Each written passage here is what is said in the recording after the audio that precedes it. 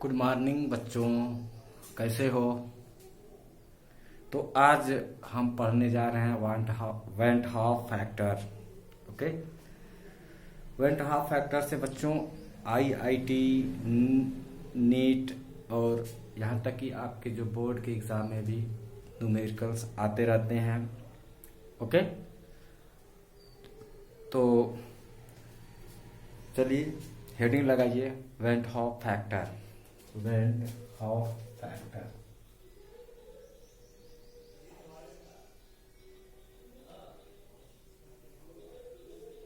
Went half factor.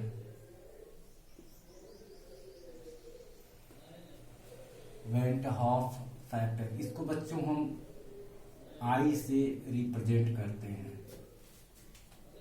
Went half factor को आई से represent करते हैं। ओके, तो इसको खूब आराम से पढ़िए, फीलिंग लीजिए ताकि आपको अच्छी तरह से समझ में आए। तो मेरे प्यारे बच्चों, आपने 4 कोलिगेटिव प्रॉपर्टीज पढ़ा है।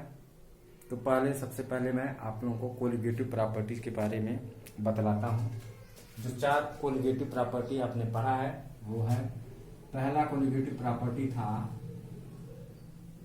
Relative lowering in vapour pressure, P not of a minus p a by P not of A equals mole fraction of solute.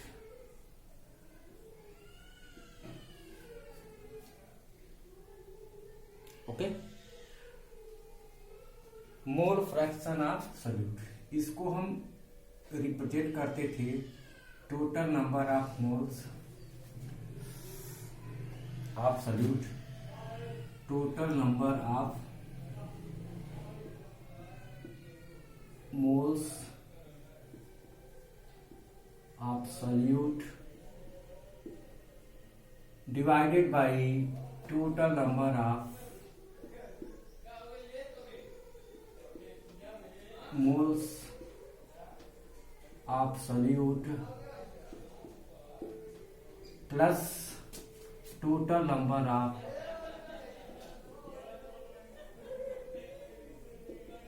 moles of solvent। तो number of moles of solute पर depend कर रहा है हमारा colligative property, relative lowering in vapour pressure. Okay, दूसरा था elevation in boiling point, delta T B equals K B into molality M. बच्चों, M के जगह पर हम लिख सकते हैं नंबर ऑफ मोल्स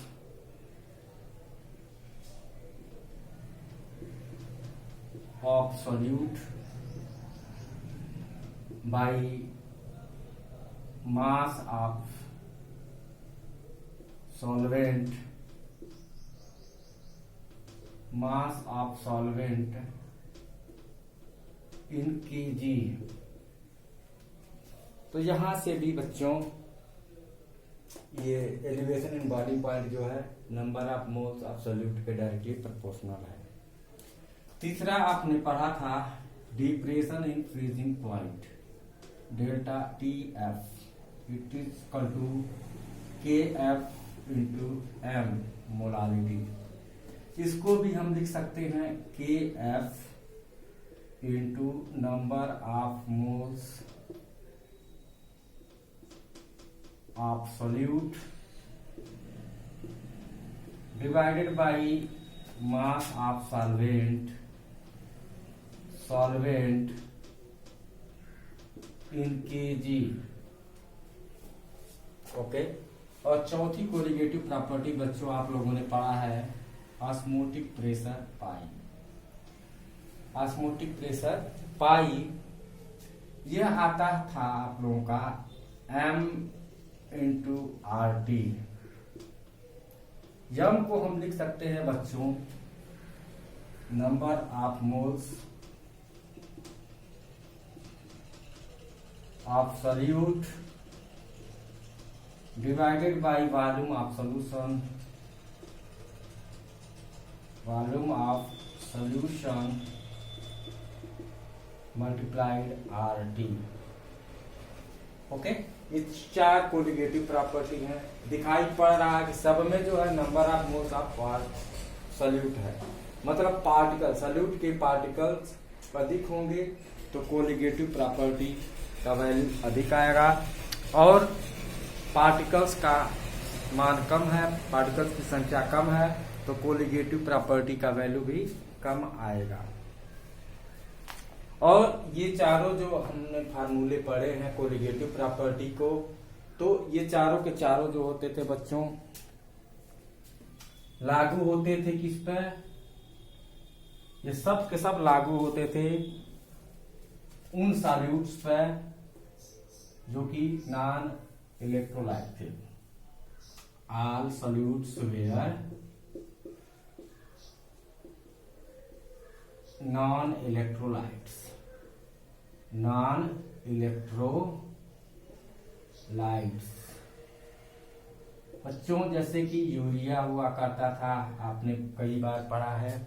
ग्लूकोज आपने पढ़ा है बच्चों, ना ही डिसोसिएट होता है ना ही एसोसिएट होता है। आपने सुक्रोज पढ़ा है बच्चों, सुक्रोज भी पानी में जाने पर न तो ये टूटता है और न तो चिपकता है। ऐसे ही केन शुगर भी आप लोगों ने पढ़ा है। ओके, तो ये सारे के सारे जो हैं हमारे जो सॉल्यूट्स हैं, ये ना तो एसोसिएट होते हैं और ना ही डिसोसिएट होते हैं। ये ना तो एसोसिएट होते हैं और ना ही डिसोसिएट होते हैं। तो वैन होप फैक्टर हम इसलिए पढ़ते हैं बच्चों ताकि इलेक्ट्रोलाइट को यदि हम सॉल्वेंट में ऐड करते हैं तो कोलिगेटिव प्रॉपर्टी कितनी गुना बढ़ती है या कितनी गुना घटती है। ओके, तो इसके लिए हम अब इलेक्ट्रोलाइट को लेकर के चलेंगे। इलेक्ट्रोलाइट्स, इसको नोट कर लीजिए। ये जो हमारे नॉन इलेक्ट्रोलाइट्स हैं, इनका ना तो डिसोसिएशन होता है ना तो एसोसिएशन होता है। ओके, दीज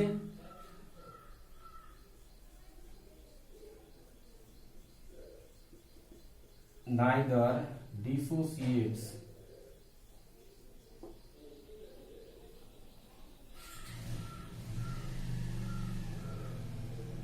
नॉर एसोसिएट, ना तो ये टूटते हैं और ना ही जुड़ते हैं।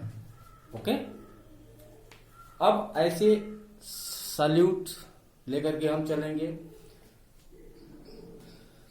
जो कि इलेक्ट्रोलाइट होंगे या कुछ ऐसे सब्सटेंस होंगे, ओके, जिनका सॉल्वेंट में जाने पर नंबर ऑफ पार्टिकल्स चेंज होगा। ओके, तो वो होते हैं इलेक्ट्रोलाइट्स। तो इलेक्ट्रोलाइट्स जो होंगे बच्चों, ये जाएंगे सॉल्वेंट में तो ये टूट जाएंगे।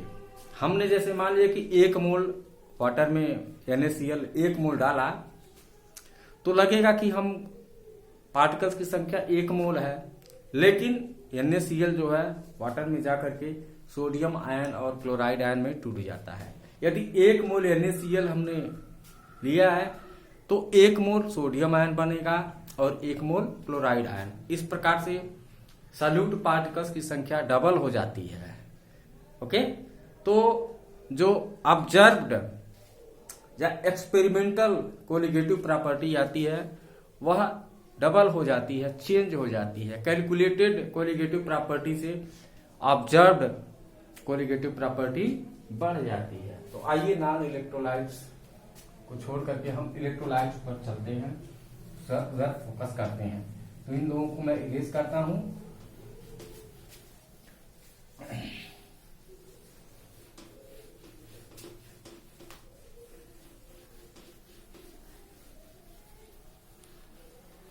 न्यूमेरिकल्स बच्चों इससे बहुत ही इजी बन जाता है और ध्यान देंगे तो आसानी से सॉल्व हो जाएगा। चलिए इलेक्ट्रोलाइट लेते हैं। इलेक्ट्रोलाइट्स बच्चों,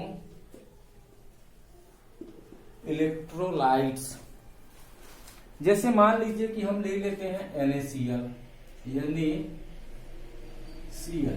इसको पानी में डालेंगे तो इनका डिसोसिएशन होगा। ओके, ये स्ट्रांग इलेक्ट्रोलाइट है बच्चों, तो इनका 100% डिसोसिएशन होगा।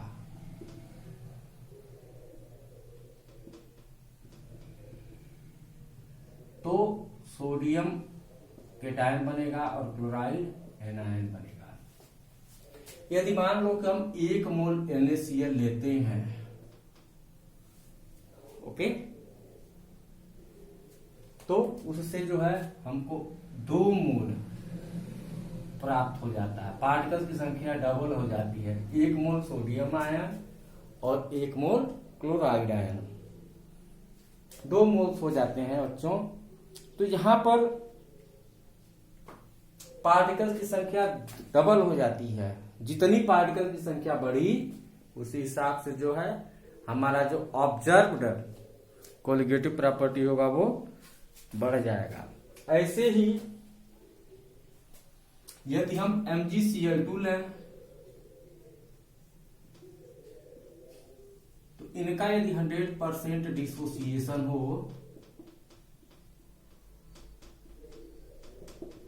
तो क्या होगा? यदि 1 मोल MgCl2 लेते हैं तो मैग्नीशियम आयन के 1 मोल प्राप्त होंगे और ऐसे ही क्लोराइड आयन के भी 2 मोल्स प्राप्त होंगे। हमने लिया था 1 मोल और सोल्यूशन में जाकर के 3 मोल हो गया। यदि मान लीजिए कि ऑस्मोटिक प्रेशर हमने कैलकुलेट किया तो जैसे मान लो कि 3 आ रहा है, कैलकुलेशन करने पर ऑस्मोटिक प्रेशर का वैल्यू 3 आ रहा है क्योंकि हमने 1 मोल मैग्नीशियम क्लोराइड लिया था। लेकिन जब उसको एक्सपेरिमेंट किया, ऑब्जर्व किया, तो कोलिगेटिव प्रॉपर्टी जो है 9 एटमॉस्फेयर हो जाता है। क्यों हो गया 9? इसलिए हुआ क्योंकि पार्टिकल्स की संख्या 3 गुनी हो गई। यदि 1 पार्टिकल था तो 3 एटमॉस्फेयर आ रहा था, 3 मोल हो गया, इससे 9 गुनी हो गई। ओके, ऐसे ही एल्यूमिनियम सल्फेट यदि ले बच्चों,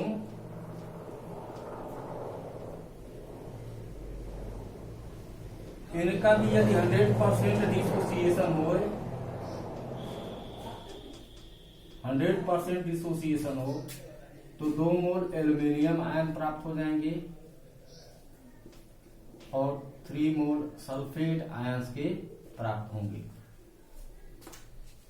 यहाँ पर 1 मोल लिया था एल्यूमिनियम सल्फेट का और वाटर के अंदर जाकर के 5 मोल पार्टिकल्स हो गए, सॉल्यूट के पार्टिकल्स 5 मोल हो गए। अब कोलिगेटिव प्रॉपर्टी जो होगी 5 गुनी हो जाएगी बच्चों।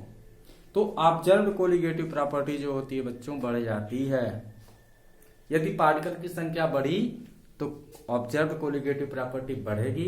यदि पार्टिकल की संख्या घटती है तो ऑब्जर्व्ड कोलिगेटिव प्रॉपर्टी घट जाती है। ओके, तो यहां पर इसमें क्या हो रहा है? ऑब्जर्व्ड कोलिगेटिव प्रॉपर्टी बढ़ रहा है। Observed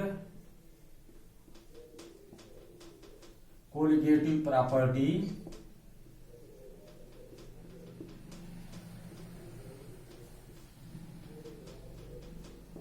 is not equal to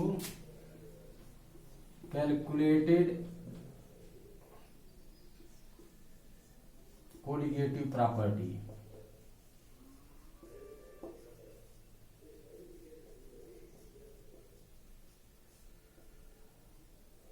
okay, जिस रेशियो में सॉल्यूट के पार्टिकल्स बढ़ेंगे उसी रेशियो में कोलिगेटिव प्रॉपर्टी भी बढ़ जाता है। कैलकुलेशन का मतलब ये हुआ, ओके, कि हम बिफोर डिसोसिएशन कितना मोल लिए थे, उस पर उसको रख करके हमने कैलकुलेट किया, फार्मूले में रख करके हमारा जो वैल्यू आएगा वह कैलकुलेटेड कोलिगेटिव प्रॉपर्टी होगा।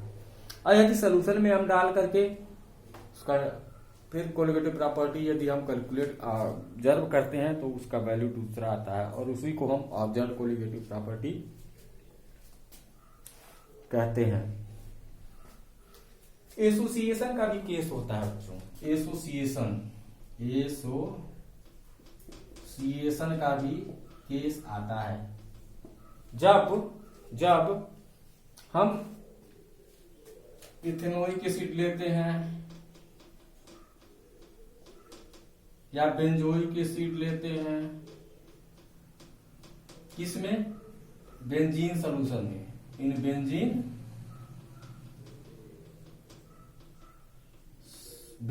में लेते हैं, ओके, तो ये डाइमराइज हो जाता है, डाइमराइज।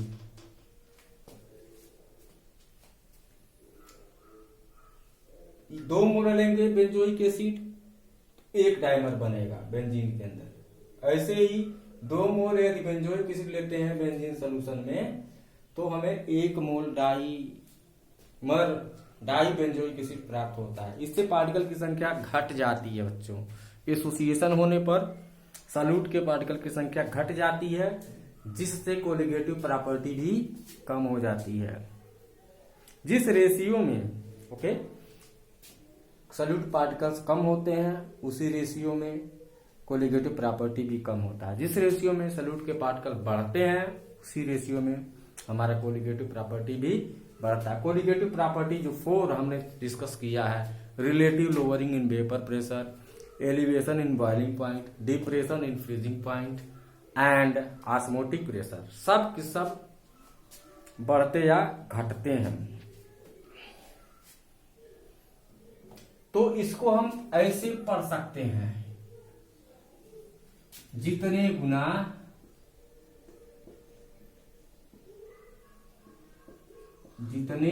गुना पार्टिकल्स बोले तो सॉल्यूट पार्टिकल्स, जितने गुना पार्टिकल्स बढ़ेंगे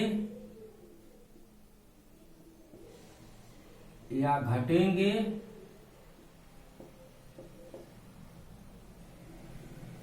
उतने ही गुना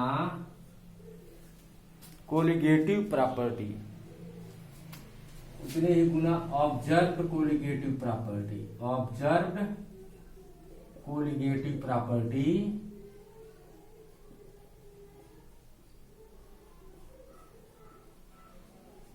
भी घटेगी, बढ़ेगी या घटेगी, सॉरी, बढ़ेगी या घटेगी।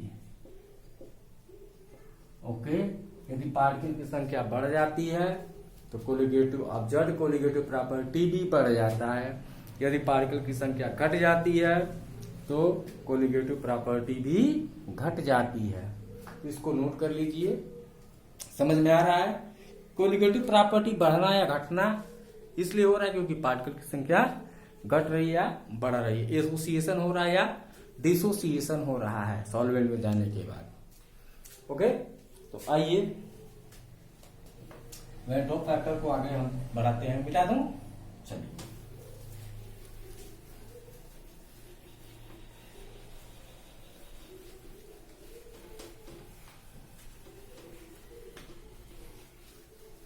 तो बच्चों वैन डॉ फैक्टर को आई से रिप्रेजेंट किया जाता है, और ये ही जो होता है ना हमारे कैलकुलेटेड वैल्यू को ऑब्जर्व्ड वैल्यू से को काउंटर करता है।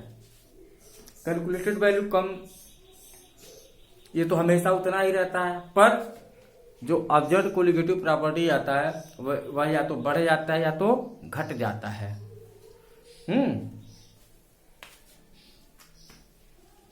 तो ये वैन डॉ फैक्टर आई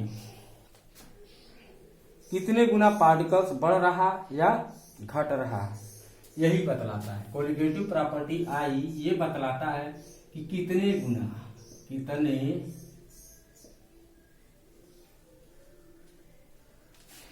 गुना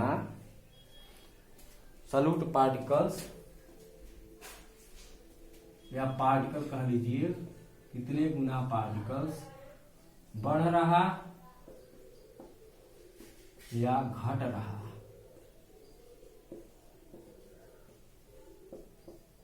ओके, बढ़ने का मतलब डिसोसिएशन होना, घटने का मतलब एसोसिएशन होना। तो वेंट हॉफ फैक्टर आई का फार्मूला हो जाएगा बच्चों, total number of solute particles after dissociation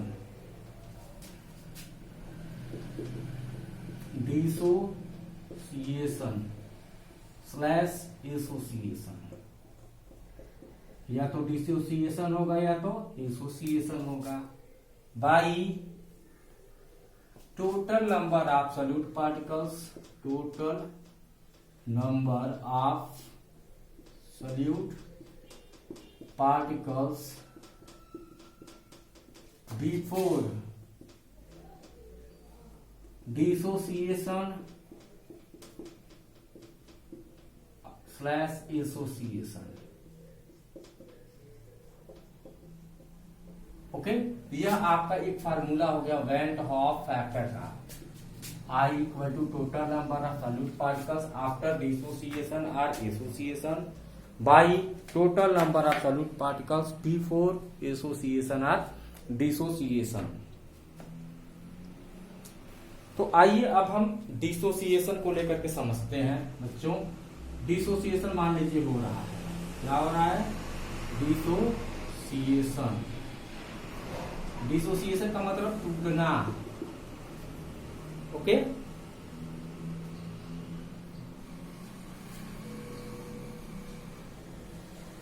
जैसे मान लीजिए कि हम कोई एक इलेक्ट्रोलाइट लेते हैं NaCl लेते हैं। ओके, NaCl लेते हैं और ये डिसोसिएट होता है, 100% डिसोसिएट होता है। तो बनाएगा Na ion plus chloride ion. ये भी एक हुआ पानी में डाला गया तभी तो टूटा है, यदि पानी में नहीं डालेंगे तो ये नहीं टूटेगा। ओके, तो आई का फार्मूला आपने लिखा total number of solute particles after association और डिसोसिएशन। तो एक पार्टिकल, दो पार्टिकल, दो हो गया, पार्टिकल्स बिफोर एसोसिएशन और डिसोसिएशन 1, तो 2 हो जाएगा। ओके, ऐसे ही यदि MgCl2 लेते हो 100% डिसोसिएशन हो, वैसे होता नहीं है, स्ट्रांग इलेक्ट्रोलाइट होने पर होता है पर वीक इलेक्ट्रोलाइट होने पर नहीं होता। ओके, तो यहां पर आई का वैल्यू आ जाएगा 1 + 2 3/1, 3 आ जाता है आई का वैल्यू। ओके, ऐसे ही Al2SO4 थ्राइस ले लेते हैं, Al2SO4 थ्राइस 100% डिसोसिएशन हो यदि,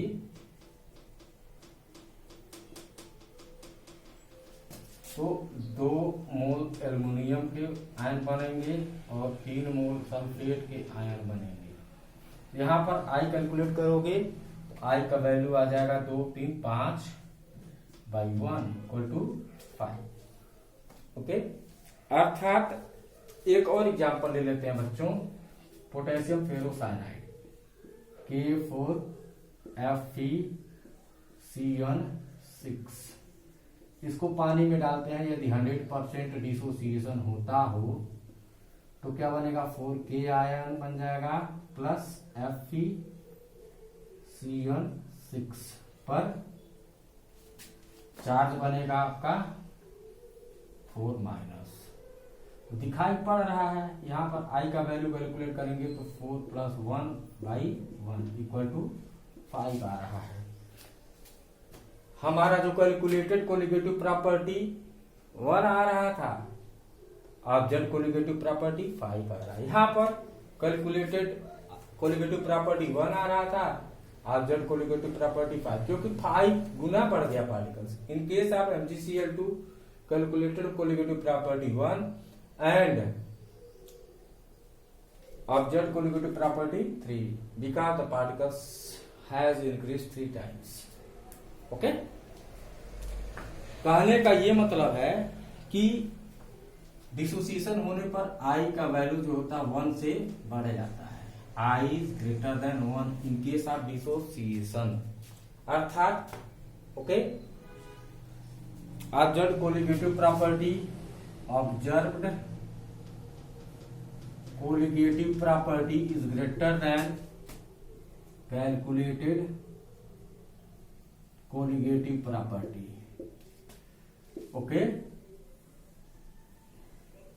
in case of dissociation observed colligative property is greater than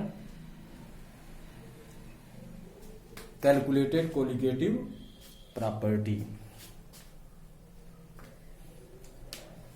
आइए अब हम डिग्री ऑफ डिसोसिएशन को थोड़ा सा देखते हैं।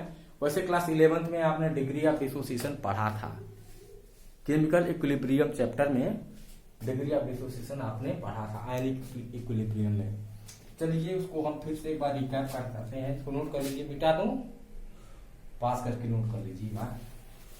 ठीक, डिग्री ऑफ डिसोसिएशन,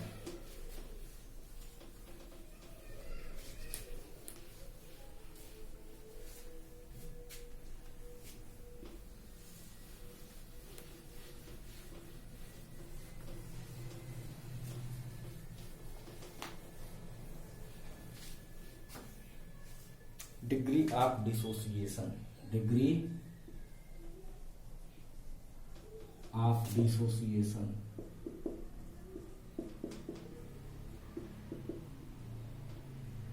इसको बच्चों अल्फा से हम रिप्रेजेंट करते हैं। आपने अल्फा से अल्फा पढ़ा होगा, अर्थात इसका मतलब हुआ कि 1 मोल में से 1 मोल में से अल्फा मोल डिसोसिएट हुआ है, अल्फा मोल डिसोसिएट हुए। ओके, कितने मोल डिसोसिएट हुए? अल्फा मोल डिसोसिएट हुआ। NaCl की बात ले लेते हैं। NaCl 100% हम बात नहीं करेंगे। चलिए, सोडियम आयन बना प्लस क्लोराइड आयन बना। एक वर्ष हम नहीं लिख रहे हैं, बार बार लिखने के लिए। अब चलिए मान लीजिए कि इनिशियल स्टेट में शुरुआत में हमने 1 मोल लिया था NaCl का, और उस समय सोडियम आयन 0 था, क्लोराइड आयन भी 0 था। लेकिन इक्विलिब्रियम जब आया, एट इक्विलिब्रियम, ओके, मान लीजिए कि अल्फा मोल डिसोसिएट हो गया, तो बचे कितने? 1 माइनस अल्फा। NaCl का अल्फा मोल डिसोसिएट हो गया। एक मोल में से कितने मोल डिसोसिएट हुआ? 1 माइनस अल्फा मोल डिसोसिएट हुआ, तो बचा कितना? 1 माइनस अल्फा मोल। ओके, और सोडियम आयन कितना बना? अब जितना मोल डिसोसिएट होगा उतना ही मोल सोडियम आयन और उतने ही मोल क्लोराइड आयन बनेंगे। ठीक है, तो सोल्यूशन में हमारा कितना NaCl बचा हुआ अनडिसोसिएटेड? 1 minus alpha. कितना सोडियम आयन बना? 1 मोल बना। क्लोराइड आयन कितना बना? 1 मोल बना। ओके, यहां से यदि हम आई को कैलकुलेट करें,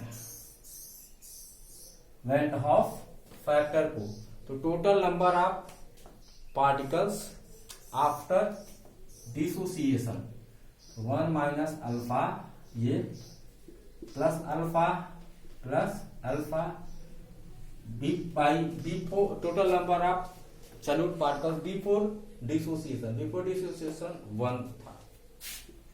ओके, तो यहां पर आई कैलकुलेट करेंगे तो आएगा 1 प्लस अल्फा।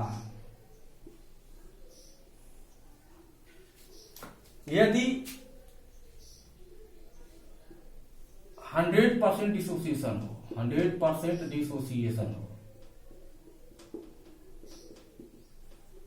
तो अल्फा का वैल्यू 1 हो जाएगा। तो यहां पर आई का वैल्यू क्या हो जाएगा 1 + 1 आई इक्वल टू 2। अर्थात NaCl का एक मोल यदि कंप्लीटली डिसोसिएट होगा ओके तो 2 मोल्स पार्टिकल बनेंगे, उनमें 1 मोल सोडियम आयन का होगा और 1 मोल क्लोराइड आयन का होगा। ओके आइए अब दूसरा एग्जांपल लेते हैं बच्चों, इसको मिटाता हूं, आसान है, काफी आसान है। चलिए NaCl को छोड़ करके अब हम चलते हैं MgCl2 को ले लेते हैं। MgCl2 मैग्नीशियम का 1 मोल आयन बनेगा, 2 क्लोराइड आयन बनेंगे। इनिशियल में 1 मोल MgCl2 लिया था, उस समय मैग्नीशियम 0 था, क्लोराइड भी 0 था। इक्विलिब्रियम पर MgCl2 से अल्फा मोल डिसोसिएट हो गया तो बचा कितना 1 - अल्फा। मैग्नीशियम के अल्फा मोल और क्लोराइड के 2 अल्फा मोल बनेंगे। अब आई कैलकुलेट करना होगा तो 1 - alpha + 2 alpha by total number of particles before dissociation 1 आएगा आपका, ये अल्फा अल्फा कट जाएगा 1 + 2 अल्फा। इफ अल्फा इक्वल 1 तो क्या होगा आई इक्वल टू हो जाएगा 1 + 2 × 1 आई इक्वल टू हो जाएगा 1 + 2 3 हो जाएगा। अर्थात यदि 1 मोल मैग्नीशियम क्लोराइड कंप्लीटली डिसोसिएट होए तो 3 मोल पार्टिकल्स बनेंगे। ओके ऐसे ही पोटेशियम फेरोसाइनाइड ले लेते हैं बच्चों, इसको मिटा दूं। ओके मिटाते हैं और फिर आगे देखिए क्या होता है।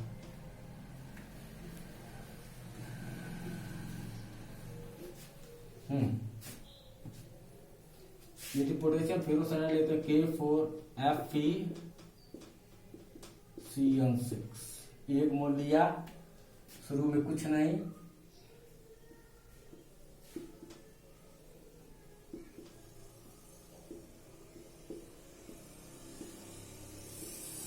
ओके 1 मोल लिया K4FeCN6 का, तो शुरुआत में पोटेशियम और फेरोसाइनाइड के 0 मोल्स होंगे, डिसोसिएट नहीं होंगे।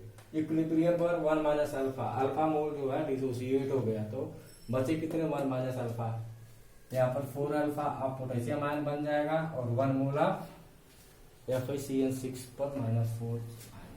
अब went Hoff factor I calculate कर लेते हैं। तो total number of particles after dissociation 1 - alpha + 4 alpha + alpha by 1, ये अल्फा से अल्फा कट जाएगा 1 + 4 alpha. If alpha equal 1 means 100% dissociation, 100% dissociation होता हो तो आई का वैल्यू क्या होगा, i equal to 1 + 4 equal to 5। Okay तो बच्चों यहाँ पर एक फार्मूला बनता है, आपके बुक में दिया रहता है, उस फार्मूला को आपको याद नहीं करना चाहिए। याद कितना करेंगे, इसको आप वैसे इस तरह से जो है आई को हम कैलकुलेट कर लेते हैं, इक्वेशन लिखते हैं और आई को कैलकुलेट करने का प्रयास करते हैं। यदि फार्मूला लर्न करेंगे तो वहां पर गलती होने की संभावना भी होती है। आइए देखते हैं जो आपके एनसीईआरटी बुक में दे रखा है, उसको फार्मूला को हम दिखला देते हैं यहाँ पे। मान लीजिए कि हमारा कोई एक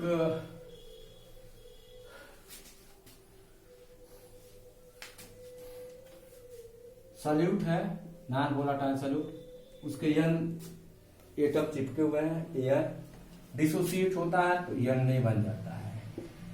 शुरुआत में 1 मोल लिया, इसका 0 बना।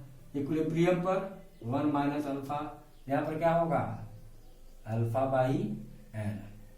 ओके अब आई कैलकुलेट करना है बच्चों, total number of particles after dissociation 1 - alpha + alpha by N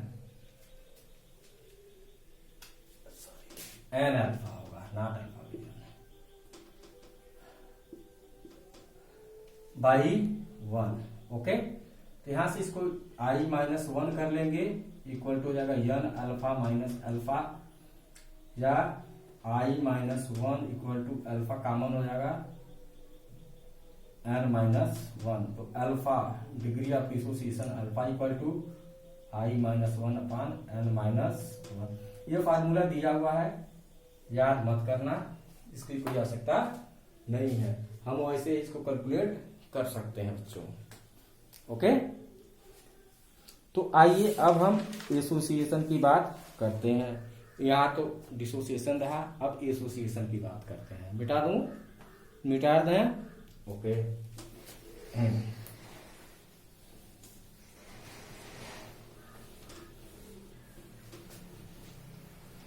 बच्चों जब एसिटिक एसिड या बेंजोइक एसिड को हम बेंजीन सॉल्यूशन में डालते हैं, ओके, तो 2 मोल चिपक करके 1 मोल बन जाता है। ओके, जैसे कार्बोक्सिलिक एसिड है CH3COOH, 2 मॉलिक्यूल हमने डाला, किसमें डाला? बेंजोइक एसिड, बेंजीन सॉल्यूशन में, बेंजीन सॉल्यूशन में डाला तो एसोसिएशन होता, मान लो 100% एसोसिएशन हो रहा है, तो क्या बनेगा? CH3 C double bond O OH, यहां पर C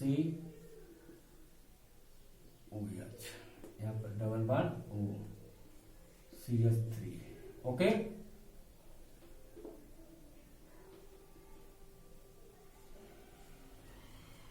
तो यहां पर देखिए हाइड्रोजन बॉन्ड बन गया, एक नया तरह का बॉन्ड बना जिसको कहते हैं हाइड्रोजन बॉन्ड, हाइड्रोजन बॉन्ड।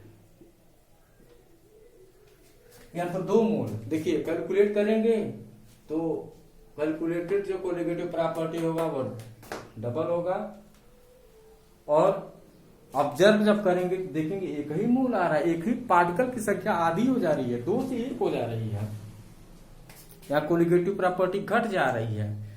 इसीलिए मैं कह रहा था कि पार्टिकल्स की संख्या सॉल्यूशन में बढ़ भी सकता है और घट भी सकता है। यदि एसोसिएशन होगा तो पार्टिकल की संख्या घट जाती है, यदि डिसोसिएशन होता है तो पार्टिकल की संख्या बढ़ जाती है। यदि एसोसिएशन हो रहा है तो कोलिगेटिव प्रॉपर्टी भी कम होगा।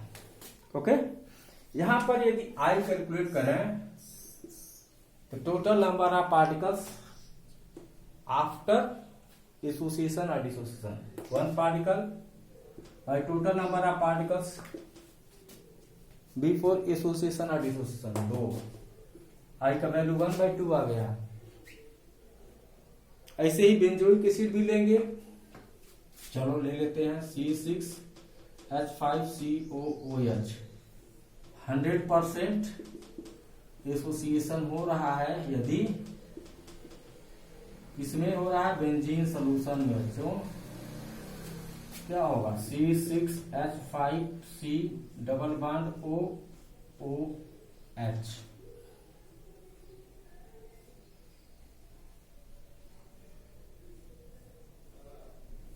C6H5। देखिए यहां पर डबल 2 मॉलिक्यूल मिलकर के 1 बना लीजिए, यहां पर भी आई का वैल्यू कैलकुलेट कर लो तो 1/2 आएगा। अर्थात इन case of association I is less than, always less than 1, अर्थात इन case of association, okay, observed colligative property, observed colligative property is less than calculated colligative property.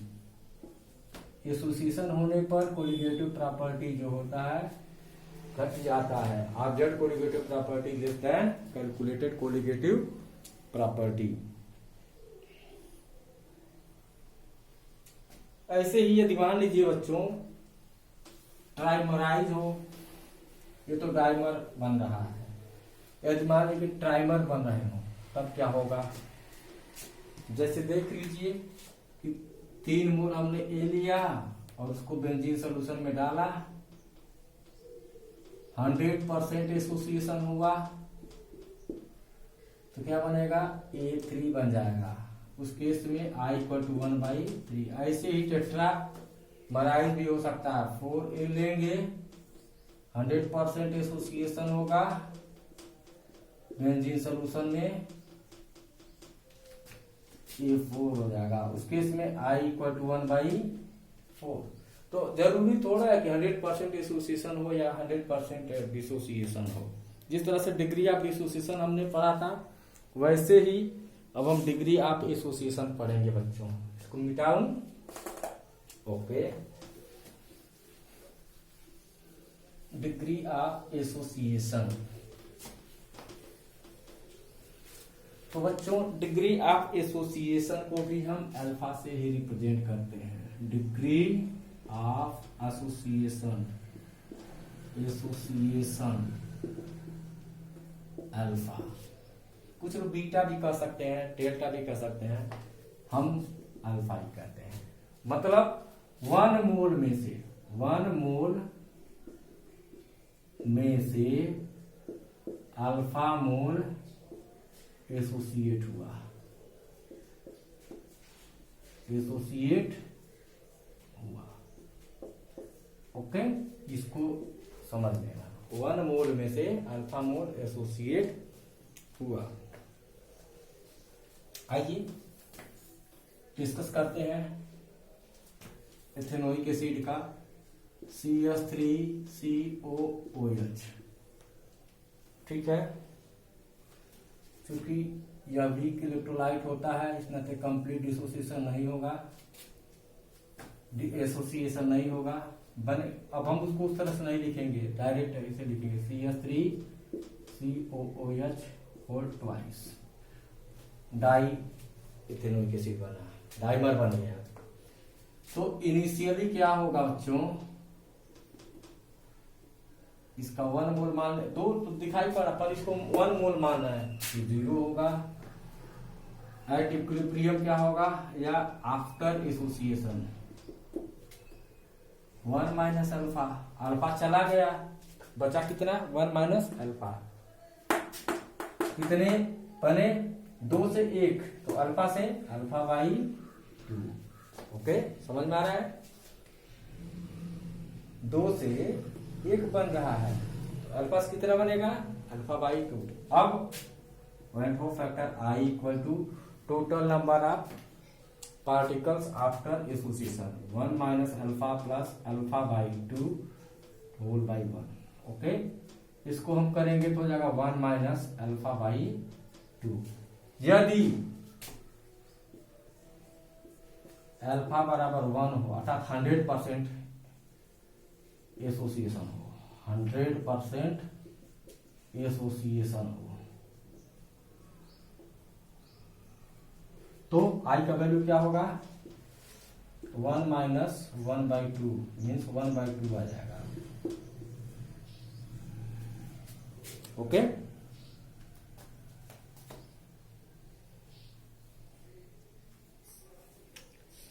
चलिए ट्राइमराइज वाला देख लेते हैं, इसको मिटाएं, आसान है कठिन नहीं, ये फॉर्म आसानी से आ जाएगा, दिक्कत नहीं। मिटाऊं, चलो ठीक।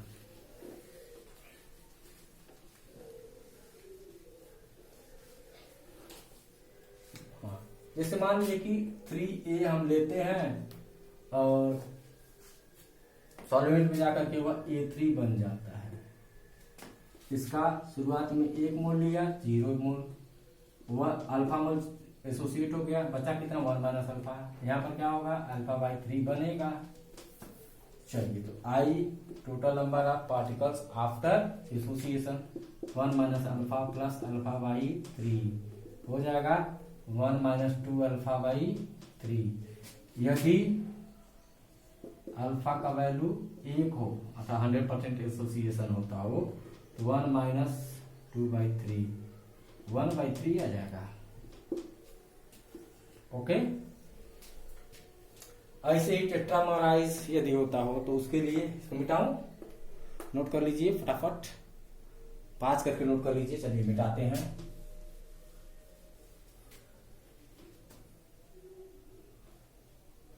चलो चलो ठीक। यदि 4a लिया, ये 4 बन गया, 1 मोल लिया पहले 0 शुरुआत में, यदि अल्फा मोल चला गया एसोसिएट हो गया, है ना, तो बचा कितना 1 माइनस अल्फा, तो यहाँ अल्फा बाई 4 बनेगा। 4 से 1 बन रहा है तो अल्फा से अल्फा बाई 4 बनेगा। इस केस में आई इक्वल टू हो जाएगा 1 minus alpha plus alpha by 4 equal to हो जाएगा 1 माइनस 3 अल्फा बाई 4। यदि अल्फा का वैल्यू 1 हो तो आई का वैल्यू हो जाएगा 1 minus 3 by 4 equal to 2 by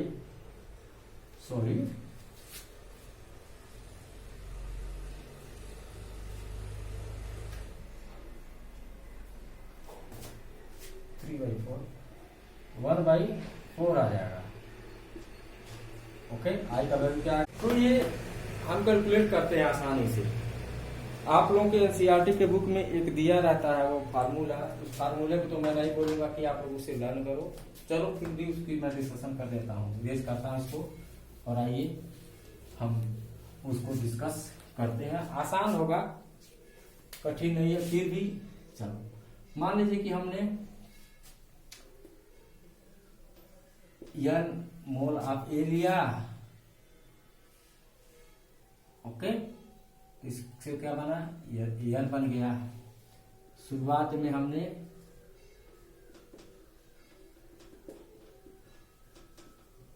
एक मोल लिया था, 0 था। इक्विलिब्रियम में अल्फा चला गया, बचा क्या 1 माइनस अल्फा, तो क्या होगा अल्फा बाई एन बनेगा ये। तो आई का वैल्यू क्या हो जाएगा 1 minus alpha plus alpha by n, या i minus 1 equal to alpha by n minus alpha. Alpha common करेंगे तो हो जाएगा 1 माइनस 1 बाई एन माइनस 1, तो अल्फा का वैल्यू आ जाएगा i minus 1 by 1 by n minus 1, ये फार्मूला। तो ये थोड़ा सा देखो कठिन लग रहा है, हमको ये सब याद नहीं करना चाहिए, डायरेक्ट जो है इक्वेशन लिख करके, है ना, आई और अल्फा कैलकुलेट करना चाहिए। तो चलिए फिर अब चलते हैं आई के पास, वेट ऑफ फैक्टर के पास, और उसके बाद जो है जब एसोसिएशन हो चाहे डिसोसिएशन हो तो उस समय क्या होगा। वास्तव में हमारे बच्चों आई का फार्मूला मिल जाता है, ऑब्जर्व ये असली होता है, colligative property by calculated colligative property, ये फार्मूला ये हमको मिल जाता है। क्यों, ऐसा क्यों है, ऐसा इसलिए है क्योंकि ऑब्जर्व्ड कोलिगेटिव प्रॉपर्टी जो होता है बच्चों, ऑब्जर्व्ड कोलिगेटिव प्रॉपर्टी जो होता है, it is directly proportional to number of moles of solute after association और डिसोसिएशन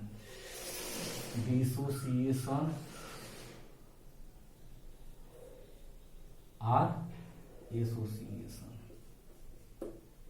ओके, ऐसे ही कैलकुलेटेड जो कोलिगेटिव प्रॉपर्टी होता है बच्चों, it is directly proportional to number of moles of solute of before dissociation और एसोसिएशन। ओके, तो यहां से कोलिगेटिव प्रॉपर्टी में हम वेट ऑफ फैक्टर को इंट्रोड्यूस करते हैं बच्चों। तो हमारा पहला कोलिगेटिव प्रॉपर्टी जो था क्या था, p naught of a minus p a by p naught of a equal to zeta solute into i हो जाएगा। ओके, ये कैलकुलेटेड वैल्यू में आई को हम मल्टीप्लाई कर देंगे तो ऑब्जर्व वैल्यू आ जाता है। ओके, दूसरा जो था delta T B elevation in boiling point equal to क्या था, के बी इंटू एम मोलालिटी, इसमें आई मल्टीप्लाई कर देंगे। ऐसे ही तीसरा बच्चों था delta T F equal to K F into M था, इसमें आई को मल्टीप्लाई कर देंगे। और चौथा था colligative property osmotic pressure, m r t into i. Okay, calculated value में हम वेंट होफ फैक्टर आई को मल्टीप्लाई कर देते हैं, जिससे कि कैलकुलेटेड और ऑब्जर्व दोनों जो है बराबर हो जाता है। ओके,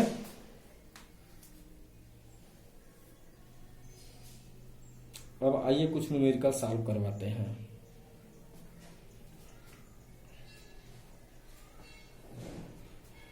मिटा दें, मिटा देते हैं। चलिए, तो फार्मूले आप लोगों को लर्न हो ही गए होंगे। आइए कुछ क्वेश्चन सॉल्व करते हैं। हाँ बच्चों, पहला क्वेश्चन है at a given temperature,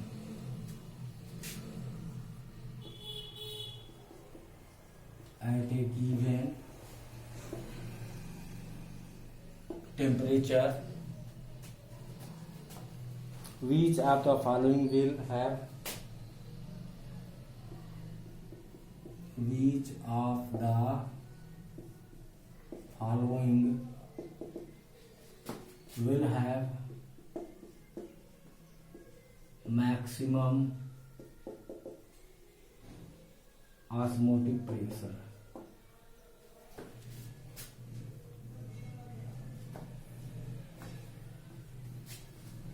maximum osmotic pressure. और चलो, इसमें दे रखा क्या, 1 m NaCl, 1 m NaCl, दूसरा 1 m, सबकी मोलारिटी दे रखी है Na2SO4, 1 m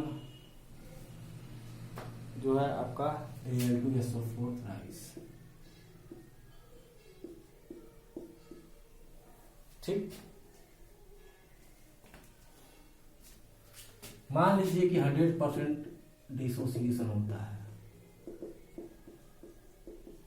डिसोसिएशन जो है 100% होता है, तो इसके लिए देखिए सबका जो है फार्मूला होता है ऑस्मोटिक प्रेशर का बच्चों, pi equal to m into r into t into I.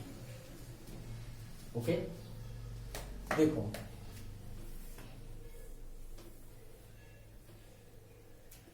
Molar m, okay, r and t, r equal है, ओके, इक्वल है, तो pi is directly proportional to i.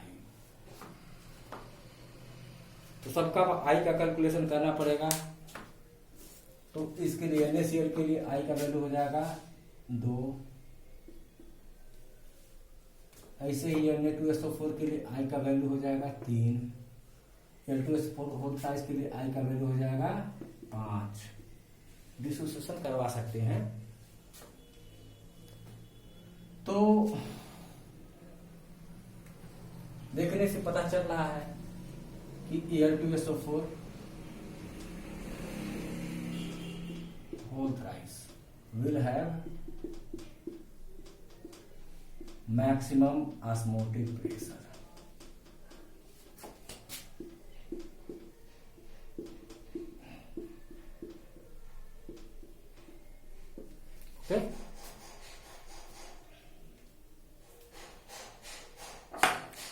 तो जरूरी नहीं कि केवल आई के ही बेसिस पर देखना पड़ेगा। मोलारिटी दिया है, मोलारिटी को भी चेक करेंगे, आर को सेम होगा। टेम्परेचर यदि सेम दिया है तभी उसको कैंसिल आउट करेंगे, नहीं तो उसको भी ध्यान में रखना पड़ेगा। क्वेश्चन मिटाते हैं, दूसरा आते हैं।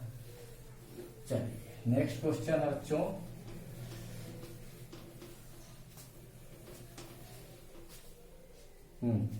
नेक्स्ट क्वेश्चन है 1 NaCl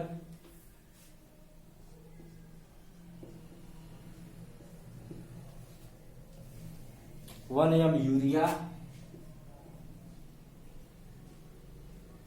मतलब molar unimolar urea, and 1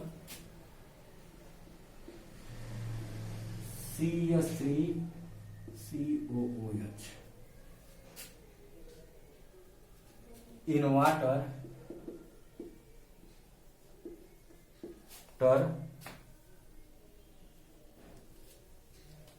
arrange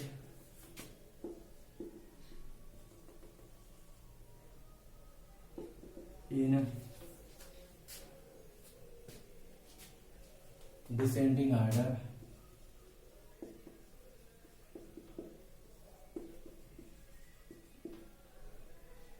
of osmotic pressure।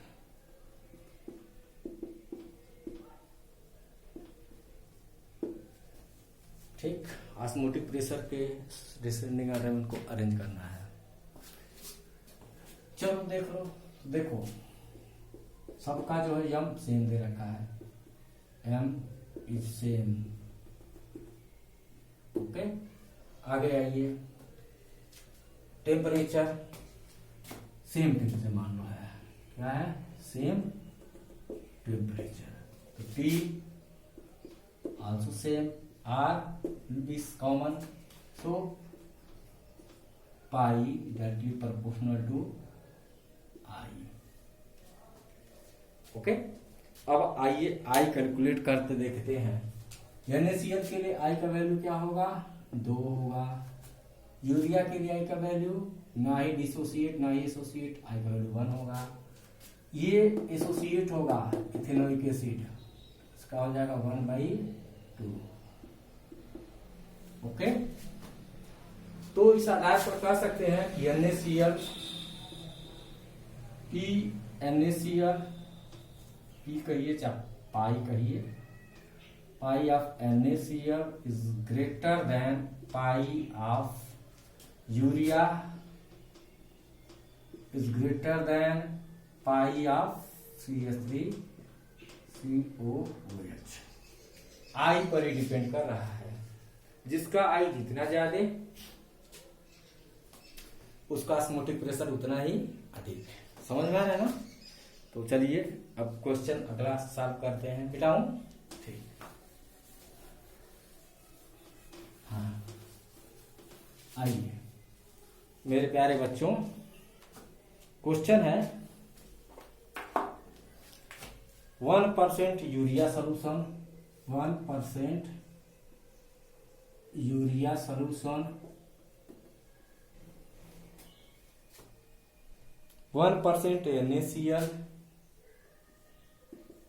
NaCl solution, 1% Na2SO4, 1% Na2SO4 solution in water। और सारे के सारे जो हैं वेट बाई वॉल्यूम है। ओके, अरेंज देम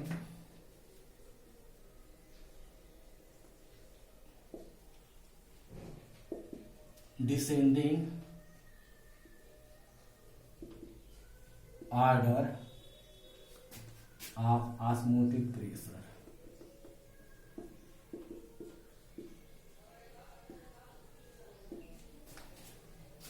आसान है, कठिन नहीं है।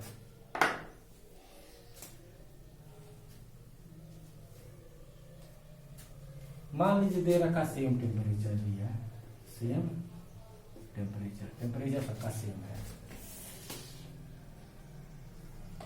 तो osmotic pressure equal to mRP into I.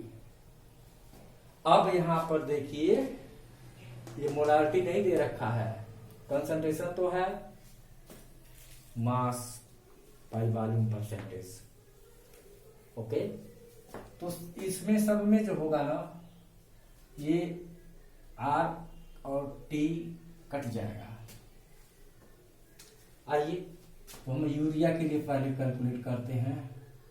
Urea के लिए pi directly proportional to m into i. ये हो जाएगा, यम क्या होगा, number of moles of solute. 1 gram urea, molar mass 60 होता है, यूरिया का मोलर मास 60 होता है बच्चों। और देख लो 100 ml सोल्यूशन है, तो उसको लीटर में चेंज करेंगे। और आई देखो यूरिया जो होता है बच्चों वह ना तो एसोसिएट होता है और ना ही डिसोसिएट होता है, इसका वैल्यू 1 हो जाएगा। इसको कैलकुलेट करेंगे बच्चों, आएगा आपका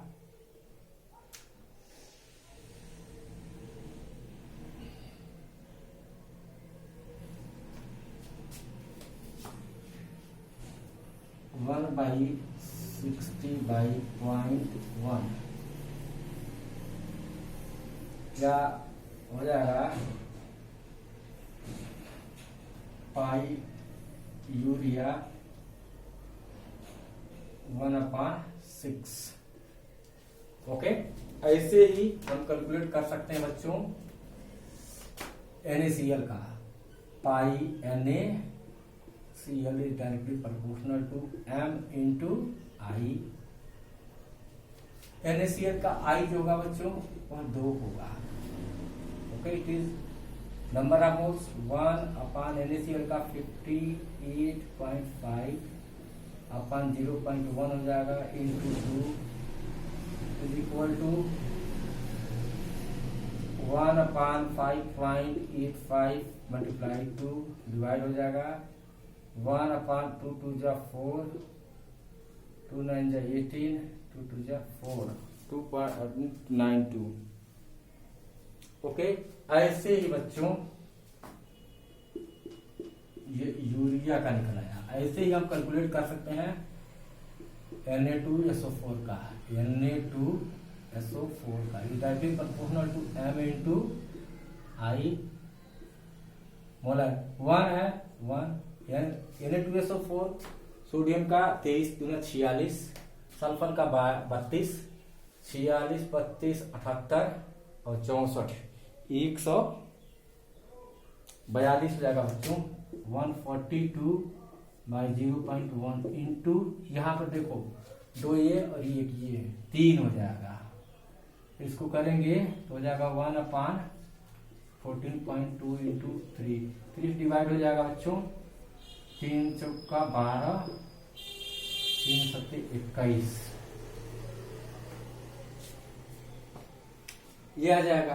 अब किसका ज्यादा रहा, जो सबसे बड़ा होगा वही उसी का जो होगा ऑस्मोटिक प्रेशर सबसे अधिक होगा। अर्थात हम देख रहे हैं यूरिया वाला सबसे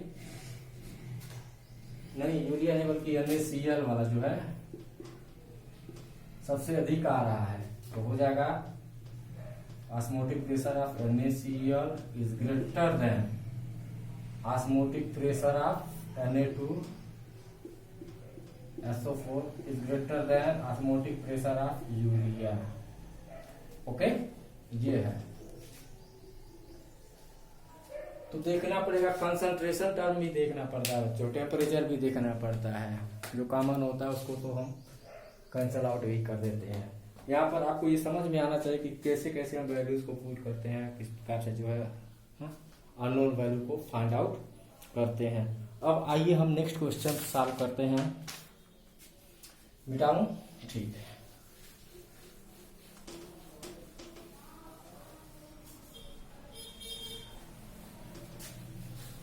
हमारा क्वेश्चन बच्चों, a 2 molar NaCl solution, a 2 molar NaCl solution, NaCl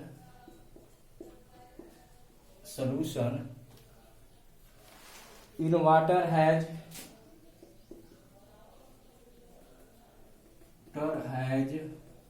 elevation in boiling point of elevation in boiling point of 1.88 Kelvin, 1.88 Kelvin. Okay, 1.88 kelvin का एलिवेशन होता है बॉइलिंग पॉइंट में. If kb for water, kb for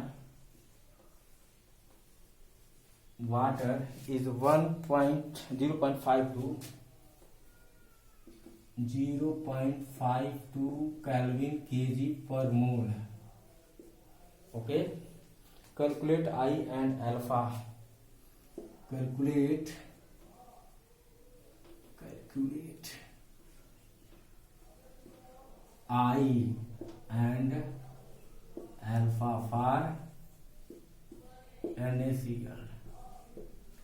okay, चलिए, बहुत ही कठिन चीज नहीं है, आसान है. कोशिश करने से कुछ भी कठिन नहीं रह जाता. आओ देखो, यहां पर ये दे रखा है तुम्हारा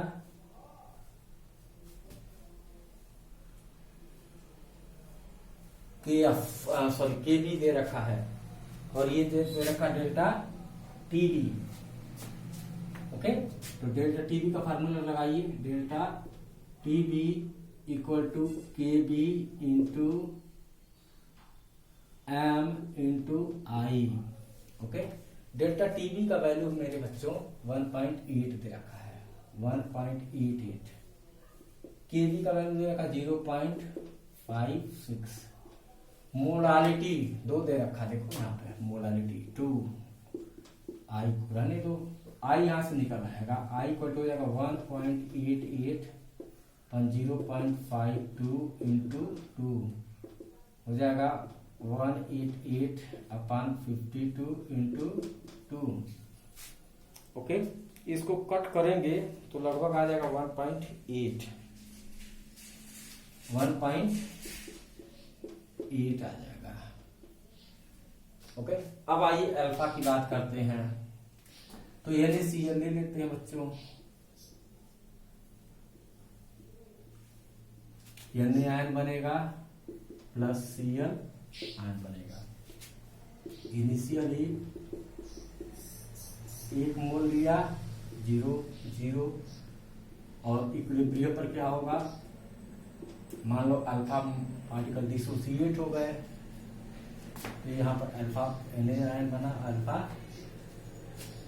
Cl आयन बन गया. अब Van Hoff factor I equal to total number of particles after dissociation, 1 minus alpha plus alpha plus alpha by 1 plus alpha. बस यहाँ पर I का वैल्यू रख देंगे. I equal to 1 plus alpha, और यहाँ पर 1.8 equal to 1 plus alpha. Alpha equal to 1.8 minus 1, alpha equal to 0.8, अर्थात 80% डिसोसिएशन होता है. NaCl का डिसोसिएशन कितना होता है?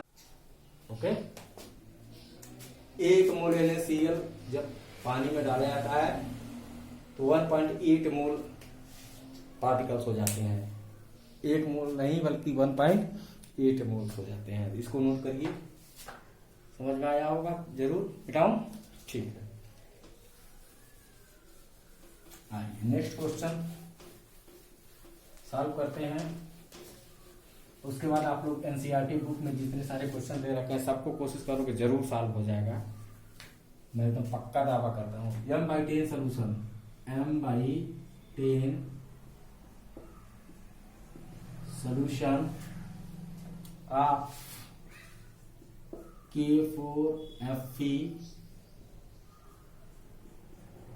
CN6 is 50% dissociated, 50% dissociated at 27 degree Celsius. At 27 degree Celsius.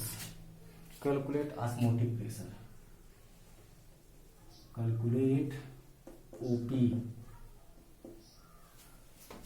आसान है, काफी आसान है ये भी।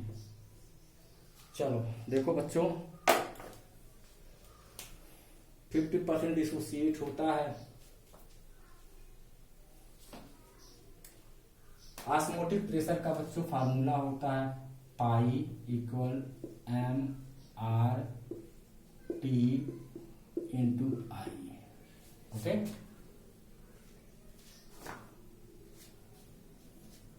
चलो तो यहाँ पर वैल्यू रखते हैं। पाई के लिए m का वैल्यू दे रखा 1/10, r का वैल्यू होता है 0.0821, t 27 डिग्री सेल्सियस है तो 273 प्लस 27 इक्वल टू 300 कैलोरी बच्चों। तो 300 हो जाएगा। आई निकालते हैं, K4 Fe CN6 4 की आयन प्लस Fe CN6, इसके 1 मोल लेंगे इनिशियली 0 0 और इक्विलिब्रियम पर कितना हो जाएगा 1 माइनस अल्फा, ये 4 अल्फा अल्फा। आई का वैल्यू हो जाएगा 1 minus alpha plus 4 alpha plus alpha. आ जाएगा आपका अल्फा से अल्फा कैंसिल हो जाएगा 1 प्लस 4 अल्फा। अल्फा का वैल्यू दे रहा है 80%। 80% का मतलब 80/100 0.8। 1 प्लस 4 इंटू 0.8।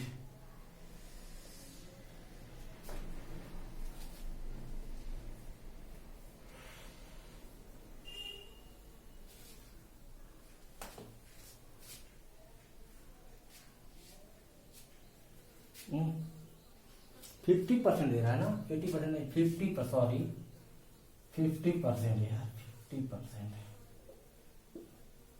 तो 1/2 हो जाएगा, 1/2 रख देंगे 2 3 हो जाएगा। आई का वैल्यू 3 हो गया। ठीक है, इसको कैलकुलेट करेंगे तो कैलकुलेट करने पर जाएगा 7.389 ATM। ओके, तो जरूर इसको कर लेना, कठिन नहीं है, बहुत ही आसान है। मिटा दें, चलिए मिटाते हैं बच्चों। आज का मैं अब आखिरी क्वेश्चन सॉल्व करवाऊंगा, डिसोसिएशन वाला, और उसके बाद जो है एक एसोसिएशन से संबंधित क्वेश्चन भी हम सॉल्व करवाएंगे। आइए क्वेश्चन लिखते हैं। ए सल्यूट सॉरी यही है आपका एसोसिएशन का। A solute A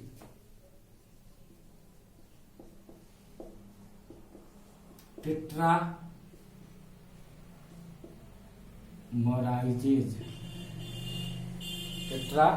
मराइजेज in water up to 80%। In water up to 80%, sorry 80%, वहां पर समझ में आ रहा है। If 2.5 gram of a in 100 gram water, 100 gram water produces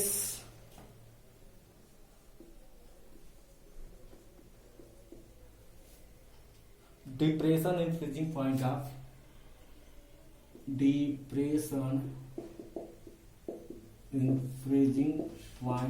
of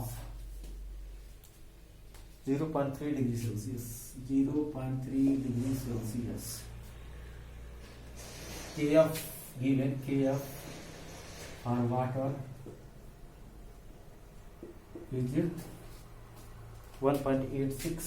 1.86 calorie kg per mole. Calculate molar mass of a. Calculate molar mass of ए.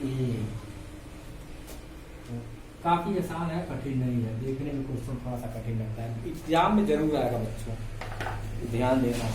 सबसे पहले मेरे प्यारे बच्चों हम इसके लिए आई का वैल्यू निकालते हैं. मान लीजिए कि टेट्रामेराइड हो रहा है तो 4A लेंगे, वाटर में डालेंगे तो A4 हो जाएगा. इसका हमने 1 मोल लिया, 0 इनिशियल. ओके. और जब इक्विलिब्रियम आया तो ये 1 में से अल्फा निकल गया और यहाँ α/4 बन गया. अब यहाँ पर आई कैलकुलेट करेंगे तो हो जाएगा 1 माइनस अल्फा प्लस α/4. ये आ जाएगा आपका 1 माइनस 3 α/4. कह रहा है कितना परसेंट डिसोसिएट होता है? 80%. 0.8 अल्फा इक्वल टू 80% मीन्स 80/100 0.8. अब देंगे 1 माइनस 3 इंटू 0.8/4.2 1 माइनस 0.6 0.4. आई का वैल्यू आ गया 0.4. ओके. अब आइए कैलकुलेट करते इधर. डिप्रेशन इन फ्रीजिंग पॉइंट का बच्चों फार्मूला होता है delta TF equals to KF into M into I. Delta TF कितना दे रखा बच्चों? 0.3 डिग्री सेल्सियस. 0.3. KF का value 1.86 M. Given mass of solute 2.5 gram. Molar mass यही तो निकालना है, यही निकालना. मान लीजिए कि ये x है बाई x. वाटर कितना दे रखा बच्चों? 100 ग्राम. 100/1000 इंटू आई का वैल्यू 0.4. आसान है, कुछ नहीं है.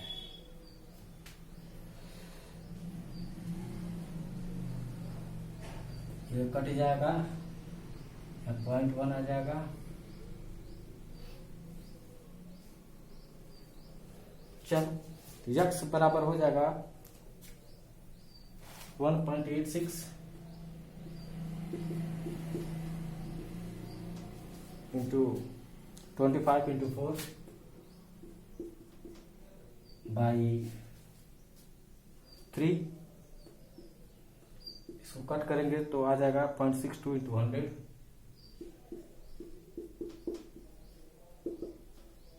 62 आ जाएगा ग्राम पर मोल.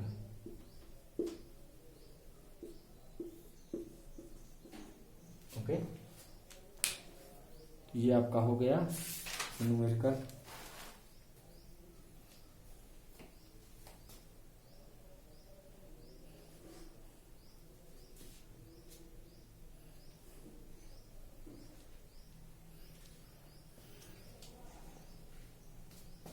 इरेज करूं? Okay.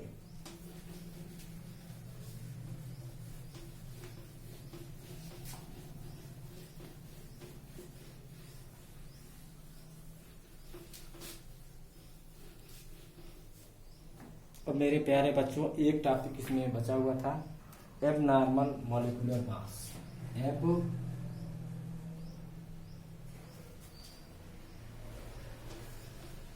Abnormal molecular mass. Abnormal molecular mass. मान लीजिए कि हमारा एसोसिएशन होता है बच्चों, एसोसिएशन होता है. इथेनोइक एसिड लेते हैं, 2 मोल इथेनोइक एसिड,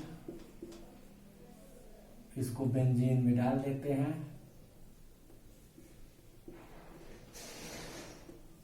बेंजीन में डाल देते हैं तो 100% एसोसिएशन हो जाता है, बन जाता है डाई बेंजोइक एसिड। ओके, तो देखो यदि आपसे कहा जाए बच्चों कि इसका कैलकुलेटेड वैल्यू बताओ, तो कैलकुलेटेड वैल्यू बताओगे कार्बन 12 24 और 4 28 और 32 60 बता दोगे। इसका calculated value, calculated molecular mass बता दोगे 60। ओके, लेकिन ऑब्जर्व जो आ रहा बच्चों, लेकिन मान लो सोल्यूशन में से आप निकालोगे तो क्या आएगा, ये डाइमर आएगा। ओके, तो यहां से यदि हम ऑब्जर्व कर रहे हैं, ऑब्जर्व्ड मॉलिक्यूलर मास 120 आ रहा है, 120 आ रहा है। इसको तो हम नॉर्मल कहते हैं बच्चों, कैलकुलेटेड को क्या कहेंगे, नॉर्मल। और जो ऑब्जर्व आ गया उसी को हम एब नॉर्मल कहते हैं, एब नॉर्मल। ओके, तो एब नॉर्मल वाला ही रियल होता है। क्यों हुआ ऐसा, क्योंकि एसोसिएशन हुआ। इस यहां से यदि आई कैलकुलेट किया जाए तो आई इक्वल टू क्या हो जाएगा बच्चों, डबल हो रहा है, 2 हो रहा है। आई का वैल्यू सॉरी 1/2 आ रहा है।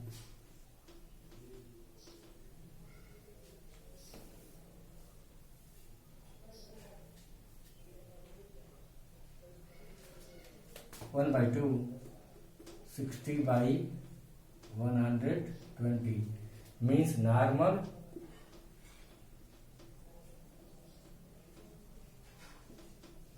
Molar mass by abnormal molar मास।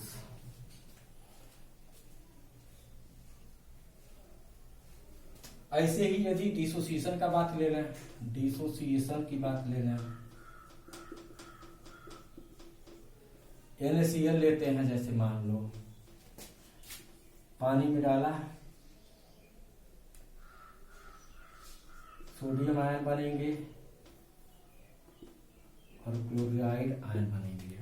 ठीक, इसका कैलकुलेटेड मास जो है, नॉर्मल जो है मोलर मास आता है बच्चों 58.5 ग्राम। जबकि यहां पर उसमें साथ डालोगे सोल्यूशन में तो या तो सोडियम, कुछ सोडियम आयन के पार्टिकल्स आएंगे, कुछ क्लोराइड आयन के पार्टिकल आएंगे, तो यहाँ पर आ जाएगा। इसका हम एवरेज निकाल लेते हैं 29.25, इसका भी 29.25 ग्राम। ओके, तो देखो ये यहाँ पर एबनॉर्मल आ रहा है, क्या आ रहा है, एबनॉर्मल। यदि आई यहाँ कैलकुलेट किया जाए तो डबल हो जा रहा है, नॉर्मल बाई एबनॉर्मल 2 हो रहा है। कैसे आ रहा है, 58.5 by 29.25, 58.5 normal molar mass, normal molar mass by abnormal molar mass. Okay, तो अब हमारे पास जो है वैन हॉफ फैक्टर के फार्मूले बन जाएंगे। उसको मैं लिख कर दिखला देता हूं, मिटा दूं, नोट कर लीजिए पास करके। Okay,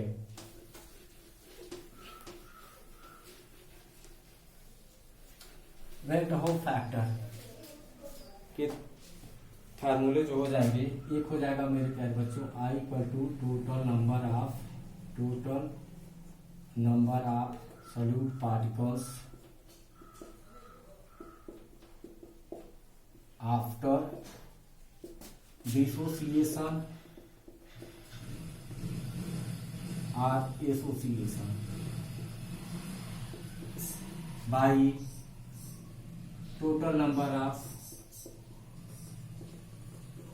solute particles before dissociation / association। दूसरा बच्चों आई आ गया equal to observe colligative property, observed colligative property by calculated colligative property. और तीसरा बच्चों आ गया